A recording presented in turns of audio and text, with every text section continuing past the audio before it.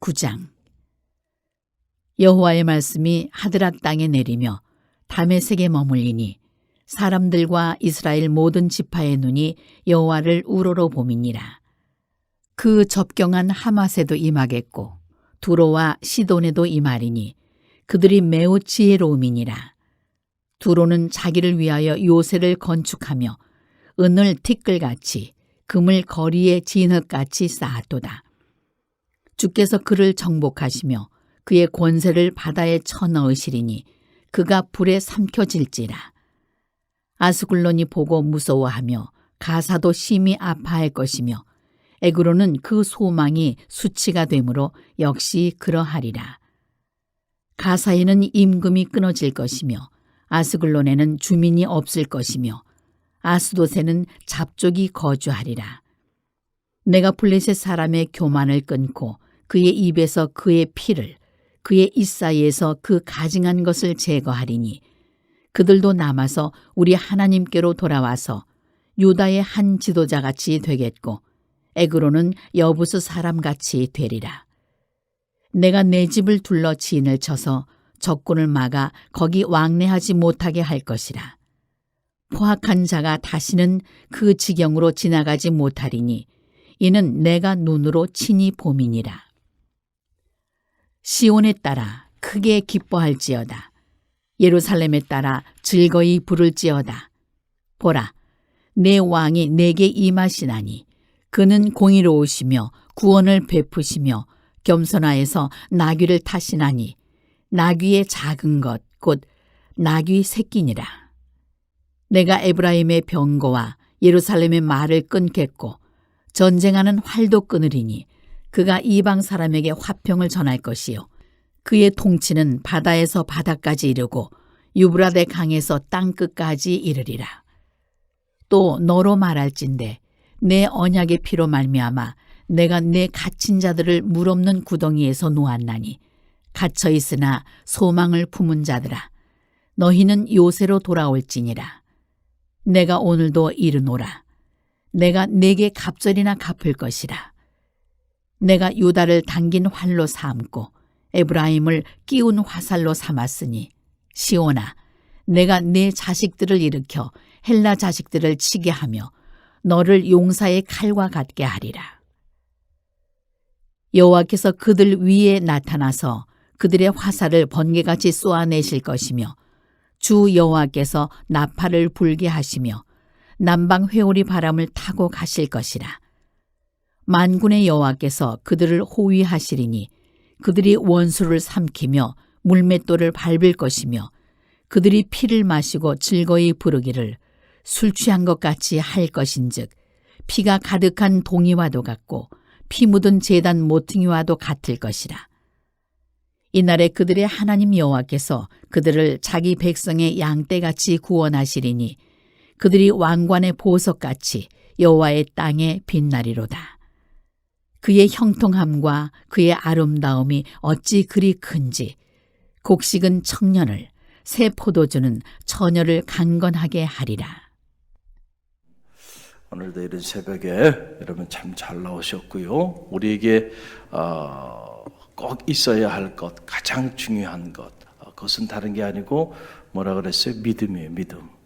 할렐루야. 꼭 기억하세요. 하나님의 말씀을 들었을 때 그 말씀을 그냥 흘러버리지 말고요. 육비에 새기세요. 할렐루야.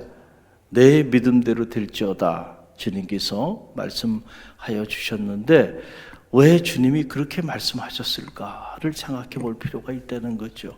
할렐루야. 오늘 우리가 어떤 믿음을 가지고 있느냐에 따라서 오늘 하나님의 능력이 우리를 통하여 오늘도 놀랍게 역사하여 주실 수 있다는 사실을 꼭 기억하고요. 우리가 이른 새벽 미명에 참 얼마나 육신적으로 피곤하고 힘든 시간대예요. 그럼에도 불구하고 주의 몸된 성전에 여러분들이 이렇게 나와서 이 새벽 제단을 쌓고 하루의 첫 시간을 하나님 앞에 온몸으로 내어드리고 있는데 참 귀한 일이에요. 그러나 이 새벽 제단 믿음으로 쌓으세요. 할렐루야. 여러분들이 믿음을 가지고 정말로 내 인생의 문제를 주님께서 해결해 줄 수 있는 능력이 있다고 하는 그 믿음을 가지고요, 자녀를 위해 기도하고 가정을 위해 기도하고 또 교회를 위해 기도하고 맡겨진 사명을 위해서 기도하는 우리 새벽 사람들이 되시길 바랍니다. 그럴 때 여러분의 믿음대로 될 줄로 믿습니다. 오늘 이 스가랴 9장 말씀인데, 이 스가랴 9장은 크게 보면 세 단락으로 이렇게 나누어져요. 첫 번째 단락은 유다 주변에 있는 민족들에 대한 심판에 대한 이야기가 이렇게 쭉 나와요. 스골론, 가사, 에그론, 가스, 아스돗, 이런 나라들은 나라가 아니죠. 이런 성읍들이죠. 바벨론의 5대 큰 주요 성읍들인데, 이런 성읍들에 대한 하나님의 심판, 아무리 그 사람들이 무슨 금을 모으고 은을 모으고 부를 축적해서 거대한 성읍을 진다 할지라도요, 하나님께서 거두겠다고 작정하시면 무너지는 건 시간을 필요로 하지 않는다. 그런데 이런 심판에 대한 메시지를 쭉 전하시면서 마지막 끝자락에서 참 하나님이 자기 집을 세우고 자기 집을 보호해 주시는 정말 놀라운 말씀이 이곳에 보석처럼 감추어진 보화처럼 숨겨 있는 걸 보게 돼요. 참 이 말씀 묵상하면서 참 보배로운 말씀이구나, 이런 생각이 제 안에 밀려오더라고요. 여러분 8절 말씀을 보세요. 8절 함께 읽겠습니다.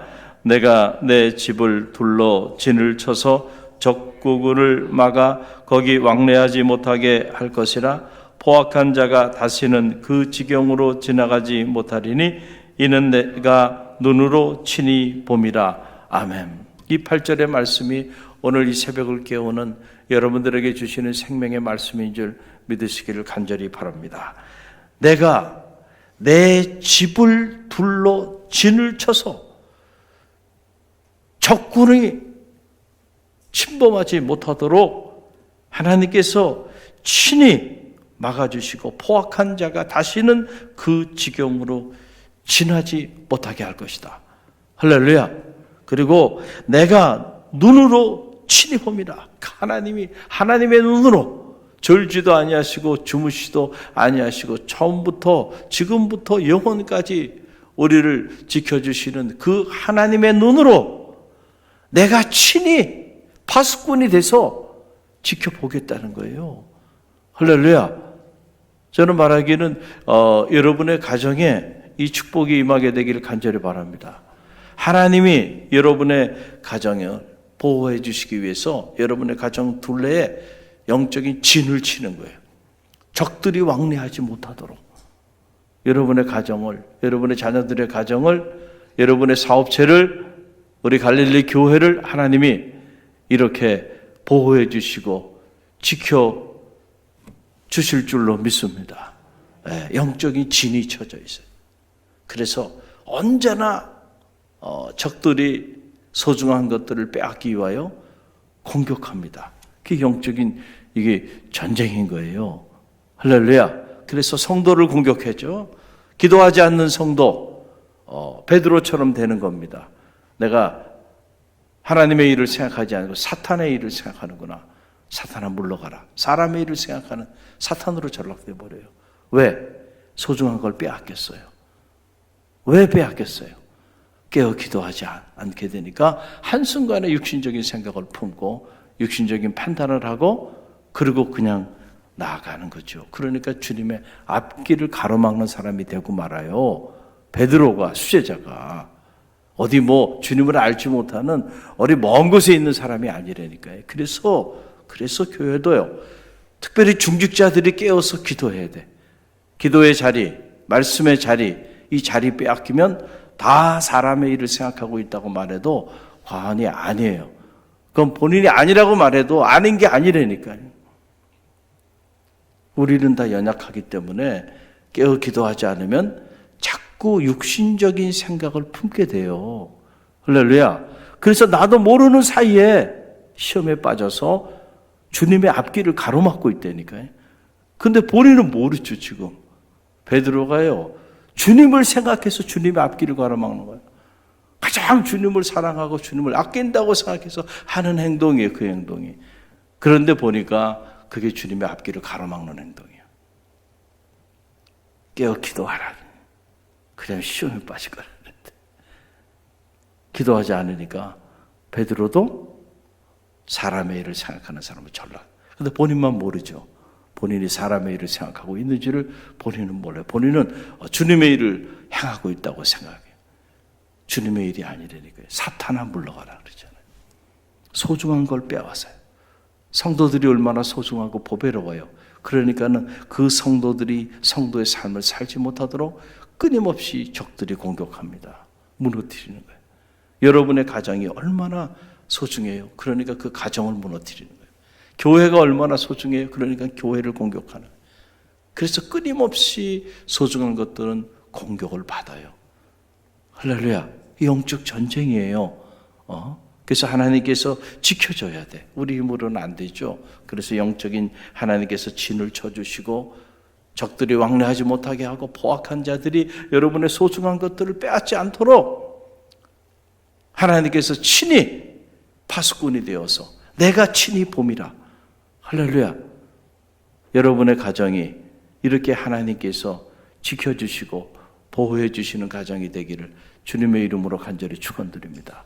그 수많은 포악한 성읍들은 다 심판해서 쓸어가더라도 내가 내 집은 이렇게 보호하리라는 거예요. 여러분의 가정이 하나님의 이 보호함을 받는 복된 가정이 되기를 주님의 이름으로 간절히 축원드립니다. 또 두 번째 단락에 들어가니까 메시아의 예언에 대한 내용이 나와요. 그래서 9절로 10절의 말씀이 그 말씀이에요. 9절로 10절 함께 읽어봅니다. 시온에 따라 크게 기뻐할지어다. 예루살렘에 따라 즐거이 부를지어다. 보라, 내 왕이 내게 임하시나니 그는 공의로우시며 구원을 베푸시며 겸손하여서 나귀를 타시나니 나귀의 작은 것 곧 나귀 새끼라. 내가 에브라임의 병거와 예루살렘의 말을 끊겠고 전쟁하는 활도 끊으리니 그가 이방 사람에게 화평을 전할 것이요 그의 통치는 바다에서 바다에까지 이르고 유브라데 강에서 땅끝까지 이르리라. 아멘. 여러분, 이 스가랴서가 기록된 게 기원전 520년경이거든요. 그러니까 500여 년 전에 예수님 오시기 500여 년 전에 이미 예수님이 오실 것을 예언하고 있는 거잖아요. 그 내용에 보게 되니까 이미 신약시대에 성취된 예수님의 모습이 이미 500~600년 전에 이렇게 하나님께 스가랴 선지자를 통하여 정확하게 고지하고 있는 모습을 보게 돼요. 그는 공의로우시며 구원을 베푸실 분이에요.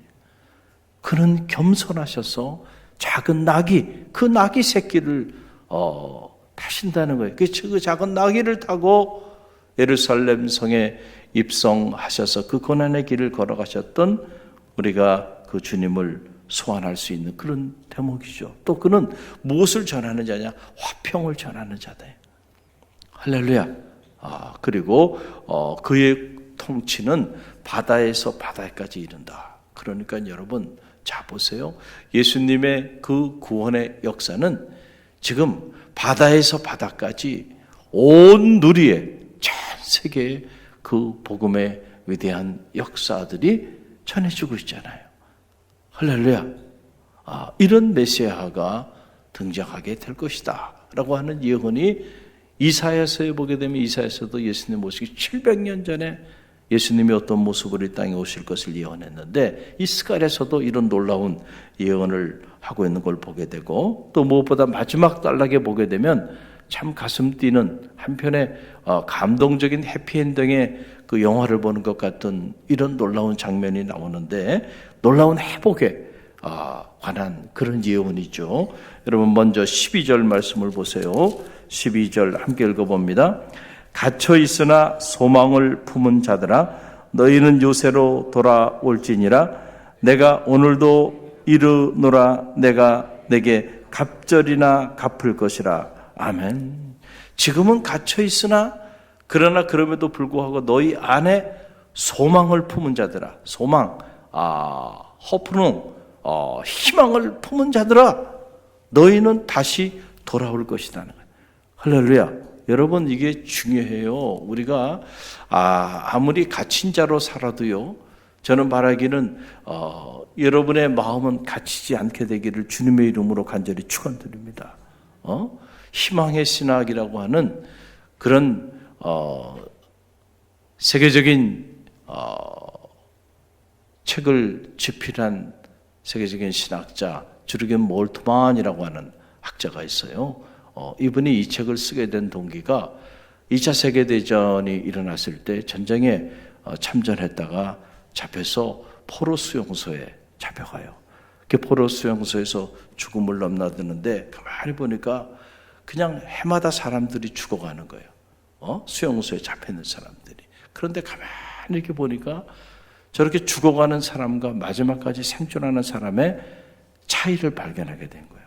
그게 뭔가 했더니 그냥 끊임없이 죽어가는데 사람들이, 그 죽어가는 사람들은 하나같이 절망하더라는 거예요. 절망. 그렇죠? 그 끔찍한 전쟁 포로 수용소 안에서 그들이 내일에 대한 희망을 품지 못하고 다 절망하는 거예요. 전쟁이 이렇게 끝날 전쟁이 아니고 우리는 다 이제 죽게 됐단 말이죠. 그리고 좌절하고 절망하는 거예요. 그렇지 않겠어요? 여러분, 우리는 이렇게 안락한 삶의 상황 속에 있어도 조금만 불편하고 조금만 힘들면 금방 마음이 상하고 금방 도망갈 길 찾고 금방 좌절하고 절망하잖아요. 그런데 여러분, 그 포로 수용소 한복판에서 얼마나 절망감이 몰려왔겠어요. 그래서 그 절망하면서 좌절하고 낙심하고 이랬던 자들은 그냥 막 죽어 넘어가는 거예요. 그냥 죽어 넘어가는 거예요.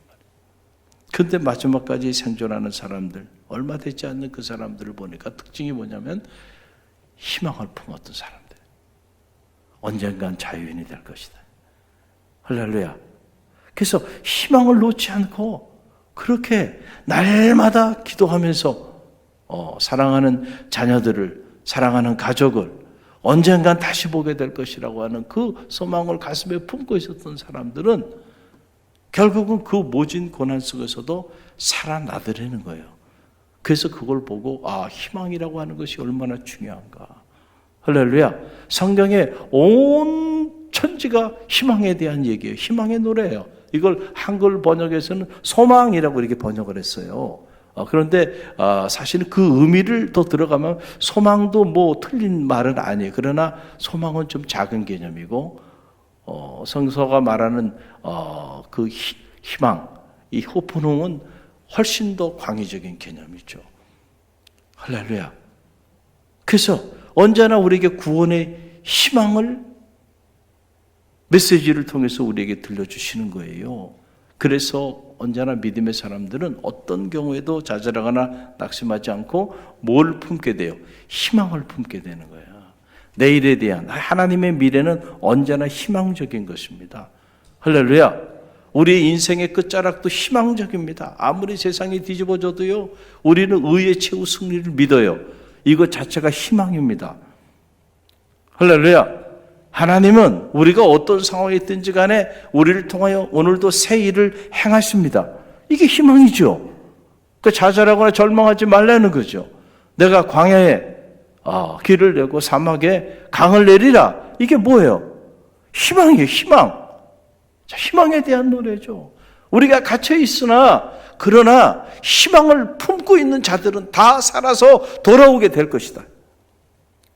사랑하는 성도 여러분, 저는 바라기는 여러분에게 이 희망이 사라지지 않게 되기를 간절히 바랍니다. 믿음은 다른 게 아니에요. 하나님 안에서 희망을 품는 삶입니다. 할렐루야. 그래서 어떤 경우에도 좌절하거나 절망하지 않고 불평하거나 원망하지 않는 거. 왜냐하면 내일에 대한 희망이 타오르는 사람이 불평하는 사람이 있어요? 그런 사람 없어요. 그 하나님의 미래를 보지 못하기 때문에 좌절하고 절망하고 불평하고 원망하는 거예요. 황해 앞에서도 절망할 필요가 없어요. 우리는 희망을 품습니다. 왜냐하면 하나님이 여전히 살아계시니까. 할렐루야. 사색골 속에 던져져도 우리는 희망을 포기하지 않습니다.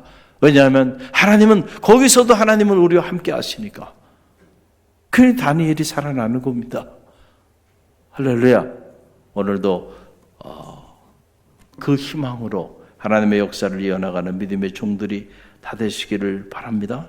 또 16절, 17절 말씀 보세요. 참 이 말씀을 이렇게 읽으면서 한 폭의 그림을 그리고 싶은 마음이 제 안에 밀려와요. 야, 아름답구나 진짜. 16절, 17절 함께 읽어봅니다. 이날에 그들의 하나님 여호와께서 그들을 자기 백성의 양떼같이 구원하리니 그들이 왕관의 보석같이 여호와의 땅에 빛나리로다. 그의 형통함과 그의 아름다움이 어찌 그리 큰지 곡식은 청년을 새 포도주는 처녀를 강건하게 하리라. 아멘. 성전을 재건해야 되는데 이런저런 이유 때문에 물적 자원도 없고 영적 자원도 부족하고 그래서 성전 건축이 지연되고 있는 상태에서 그럼에도 불구하고 하나님의 성전을 재건하는 것이 하나님의 뜻이에요. 그 하나님의 성전을 재건하며 나가는 자들의 삶의 자리 가운데 앞으로 이런 놀라운 일들이 임하게 될 것이다. 뭘 심어주는 거야? 희망을 심어줘요. 희망을. 지금 이렇게 됐다는 게 아니에요. 지금은 좌절스럽고 절망스러워요. 그러나 앞으로 이런 일들이 일어나게 될 것이다. 이날에 그들의 하나님 여호와께서 그들을 자기 백성의 양떼같이 구원할 것이다. 할렐루야. 우리가 코로나 3년 반 지날 때 절망했죠. 야, 이거 언제까지 갈까? 과연 회복은 될 수 있을까? 여러분 얼마나 좌절하고 절망했어요. 그리고 그때 여러분 우리가 일상적으로 누렸던 이 일상이 얼마나 소중한 것인지를 그때 경험하셨죠. 그런데 또 경험하고 나니까 이 소중함을 소중하게 또 느끼고 살아요? 그렇지 않아요. 또 잊어버려. 그러니까 사람이 이렇게 어리석다니까. 빼앗겼을 때는 간절하죠. 성소에 나와서 이렇게 마음껏 찬양하고 예배하고 마스크 풀고 말이죠. 과연 그날이 올까? 참 그날이 온다면 정말 마음껏 성소에 가서 예배하고 찬양하고 기도하리라. 이런 마음 품지 않은 성도가 있었을까요? 그런데 해결이 됐어요. 마스크도 안 써도 돼요. 지금은 자유롭게 와서 기도하고 찬양하고 예배할 수 있어요. 그런데 또 일상이 선물로 주어지니까 그냥 또 당연하게 생각하고요. 안타깝죠. 가만히 보면 세상에서 가장 어리석은 동물은 저는 인간이라고 생각해요. 우리가 착각하는 거죠. 과학 문명을 발달해서 하늘 날아다니고 뭐도 만들고 그러니까 스스로 생각하기에 가장 지혜로운 동물인 줄 아는데 제가 보기에는 그렇게 생각하는 것 자체가 가장 어리석은 존재다. 인간만큼 나약한 존재가 없어요. 인간만큼 이 인간의 가지고 있는 이 생각 자체가 이렇게 단서포적인 생각을 갖는다는. 동물은 경험하면요 그 경험을 죽을 때까지 가져갑니다. 그래서 한 번 경험하면은요 여러분 자기 안에 확실하게 새긴 그 경험은요 잊지 않아요. 근데 사람은 또 바뀌고 참 어리석구나 라고 하는 생각을 갖게 되는데 오늘 하나님께서 보세요. 자기 백성의 양떼같이 구원할 거다. 아무리 너희가 절망적인 상황에서도 구원해 주실 거야 하나님께서. 그리고 그들이 왕관의 보석같이 여호와의 땅에 빛나리라. 이걸 그림으로 그린다면 어떻게 그릴 수 있을까? 야, 그냥 이렇게 듣기만 해도 왕관의 보석같이, 여러분 왕관이 있어요. 왕관에 보석들이 다 새겨졌는데 그런 보석같이 여호와의 땅에 영원히 빛나게 될 것이라는 거예요. 할렐루야. 저는 말하기에 여러분의 인생이 이렇게 될 줄로 믿습니다.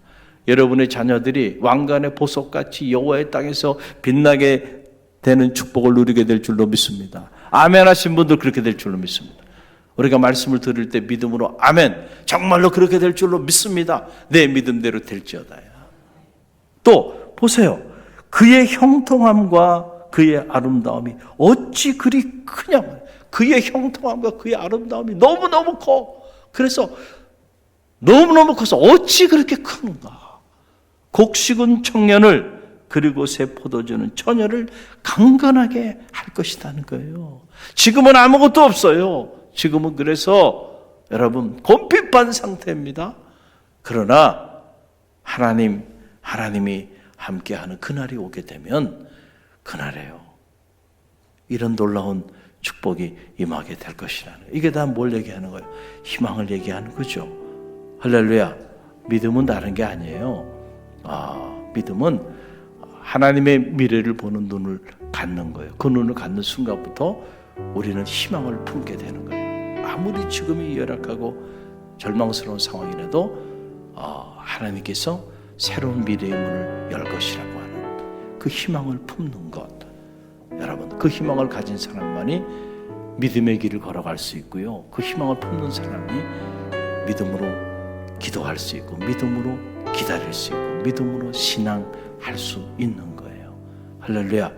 오늘 이 스갈에서의 이 감동적인 이 결론이 여러분의 인생의 결론이 될 줄로 믿습니다. 여러분의 자녀 그리고 우리 갈릴리 교회와 그리고 여러분의 가정 그리고 이 지역과 나라와 민족의 희망이 되길 주님의 이름으로 간절히 축원드립니다.